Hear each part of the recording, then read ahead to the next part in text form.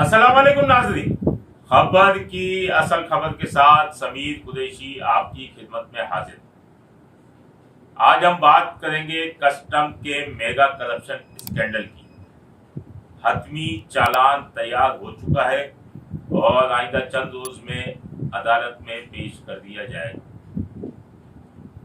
मामला सिमट रहे थे, लेकिन बयानात और 164 जो हुआ है उसके बाद मामला एक बार फिर जो है वो बढ़ चुके हैं।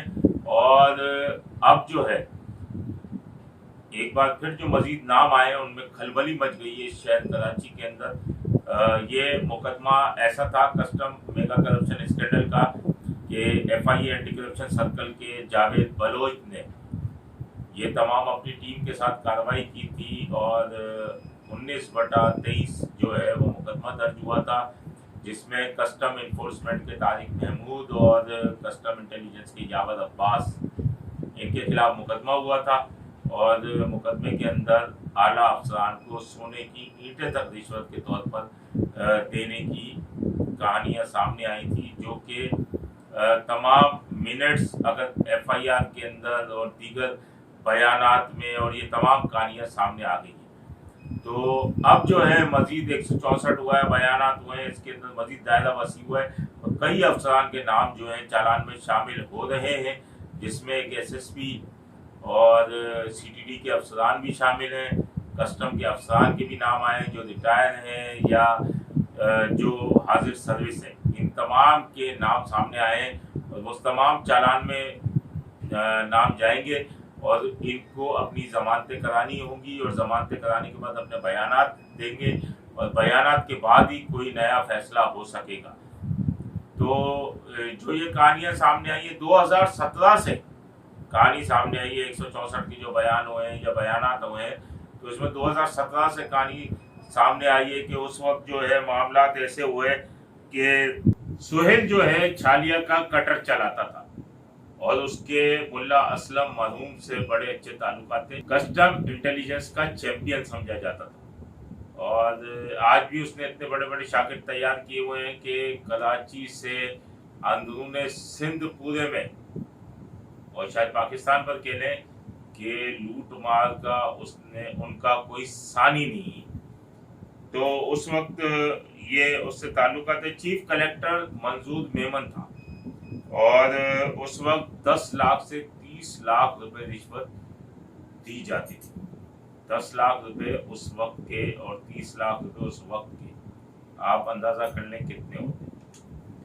उसके बाद बयानात में और 164 में और नई बातें सामने आई कि तैयब जो है वो उस वक्त से सरगर्म था और अपनी टीम के साथ छालिया की फैक्ट्रियों पे छापे मारकर 25-25 लाख रुपए वसूल किया करता था। जो अभी मासूम बन गए हैं वो तैयब भाग भी गया था। उसके बाद FIA एंटी करप्शन सर्कल की जो IO थी उन्होंने उन्हें स्पेस भी दिया, उसने आया, वो जमानत भी कराई, जबकि छापे मार मार के जो है वो उनके पीछे FIA पागल हो गई, लेकिन उन्होंने स्पेस दिया और किस तरीके से स्पेस दिया और उसके बाद उन्होंने अपनी जमानत करा ली और अब वो इन्वेस्टिगेशन ज्वाइन करके बैठे। एजाज भट्ट जो कि बड़ा मफरूर है FIA एंटी करप्शन सर्कल का, जो कि इस बड़े कारोबार के अंदर जिसका बड़ा नाम था, उसका तस्करा भी 2019 में सामने आया।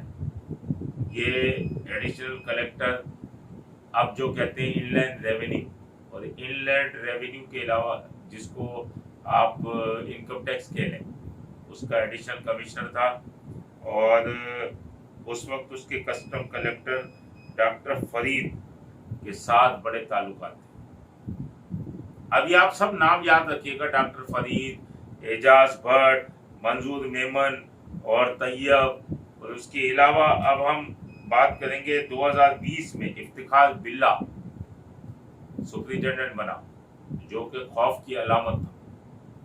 बगैर पैसों के कोई काम नहीं करता था वो, और इस वक्त वो शायद मुल्क से बाहर है और ऑस्ट्रेलिया वगैरह में है और कुछ बीमार भी हो गया, रिटायर भी हो गया।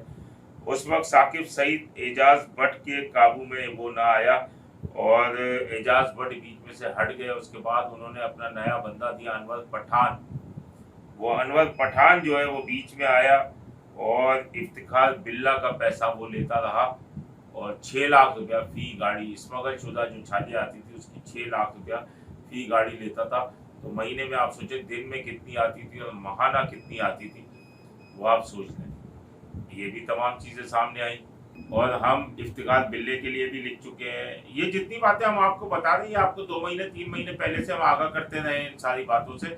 ये तो केसेस बाद में बने और उसके बाद जो है कलेक्टर साकिब सईद ने 2 माह काम बंद कराया और फिर हाजी दाऊद को अपना फ्रंटमैन सामने लिया और हाजी दाऊद इसी तरीके से पैसे लूटता रहा।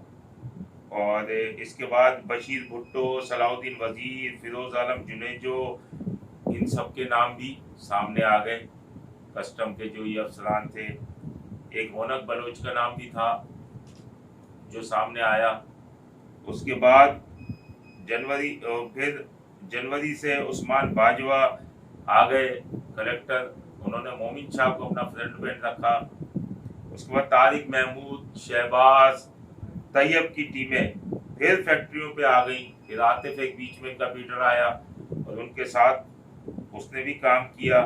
फिर भत्ता तलब करते रहे, धमकियां देते रहे और ये सारी चीजें होती रही। जो भत्ता 10 लाख रुपए से शुरू हुआ था वो आखिर सोने की ईंटों पर खत्म हुआ। और उसके बाद FI एंटी करप्शन सर्कल के जावेद बलोच और उनकी टीम ने कार्रवाइयाँ की और ये बड़े पैमाने पर गिरफ्तारियाँ हुई। इसमें अभी मजीद भी सनसनीखेज इंकशाफात मुतवक्को हैं। इसमें एक SSP का नाम भी है और जो चालान में मफरूर होगा। CDD के 2 अफसरान के नाम है, वो भी चालान में मफरूर होंगे। एक राना तस्लीम का नाम है, वो भी चालान में मफरूर होगा। और मैंने जो आपको पहले कहा था कि इन तमाम नामों को याद रखिए, तमाम मफरूर होंगे। जो अपनी जमानत नहीं कराएगा वो इस केस में मफरूर होगा और फिर उनका चालान जमा होगा। तो अब इस ज़िम्न में मजीद भी हम आपको सनसनीखेज इंकशाफात से आगाह करेंगे। अपने होस्ट समीर कुरैशी को इजाज़त दीजिए। अल्लाह निगहबान। Z110 न्यूज़, खबर की असल खबर।